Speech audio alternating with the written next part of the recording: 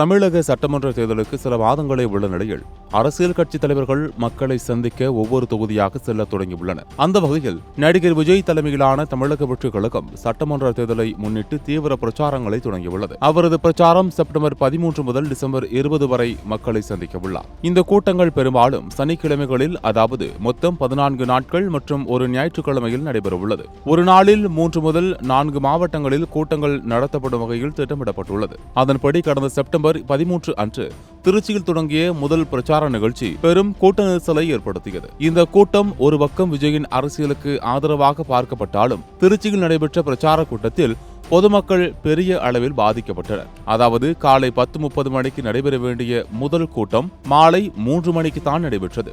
இதனையடுத்து அரியலூரில் அடுத்த கூட்டத்திற்கு செல்லவே இரவு 8 மணி முதல் 9 மணியை தாண்டியது. இந்த கூட்டத்தில் பேசி முடிக்கவே 10 மணியை தாண்டியதால் பெரம்பலூர் பகுதியில் நடைபெற வேண்டிய கூட்டம் ரத்து செய்யப்பட்டது. மீண்டும் பெரம்பலூர் பகுதிக்கு வருவதாக விஜய் உறுதியளித்துள்ளார். இந்த நிலையில் வருகின்ற 21ஆம் தேதி விஜய் நாகை, மயிலாடுதுறை, திருவாரூர் ஆகிய 3 மாவட்டங்களில் பொதுமக்களை சந்திக்க உள்ளார். ஏற்கனவே திருச்சியில் விஜயின் பிரச்சாரத்தில் பொதுமக்கள் பாதிப்படைந்தனர். இதனால் விஜய் பிரச்சாரத்திற்கு போலீஸ் பல்வேறு கட்டுப்பாடுகளை விதித்துள்ளனர். அந்த வகையில் விஜய் பிரச்சாரத்தின் போது அவரது வாகனத்தை தொண்டர்கள் பின்தொடர்ந்து வரக்கூடாது, போக்குவரத்தில் தடை ஏற்படுத்தக்கூடாது, ரோட் ஷோவில் வாகனங்களின் மீது நின்று செயற்படக்கூடாது, உரையாற்றுவதற்கான அனுமதி பெறப்பட்டுள்ள புத்தூர், ரவுண்டானா பகுதியில் மட்டுமே பேச வேண்டும் என்பன உள்ளிட்ட பல கட்டுப்பாடுகள் விதிக்கப்பட்டுள்ளது. மேலும் அரசு மற்றும் பொதுமக்கள் சொத்துக்களுக்கு எந்தவிதமான சேதமும் விளைவிக்க கூடாது என்ற நிபந்தனைகளையும் விதிக்கப்பட்டுள்ளது. இந்த நிலையில் விஜய் ஒரே நாளில் 3 மாவட்டங்களில் பிரச்சாரம் செய்ய உள்ள நிலையில்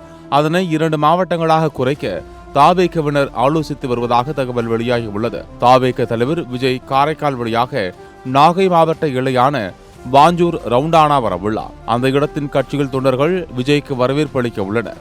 இதையடுத்து நாகூர் வழியாக மாவட்ட ஆட்சியர் அலுவலகம் அமைந்துள்ள சாலையில் விஜய் பிரச்சார பேருந்து மூலம் பயணித்து புது ரவுண்டானா பகுதிக்கு விஜய் செல்ல உள்ளார். மேலும் அங்கு மக்களை சந்தித்து பேச உள்ளார். இதனையடுத்து திருவாரூர் பகுதியில் அடுத்த கூட்டத்தில் கலந்து கொண்டு பேச உள்ளார்.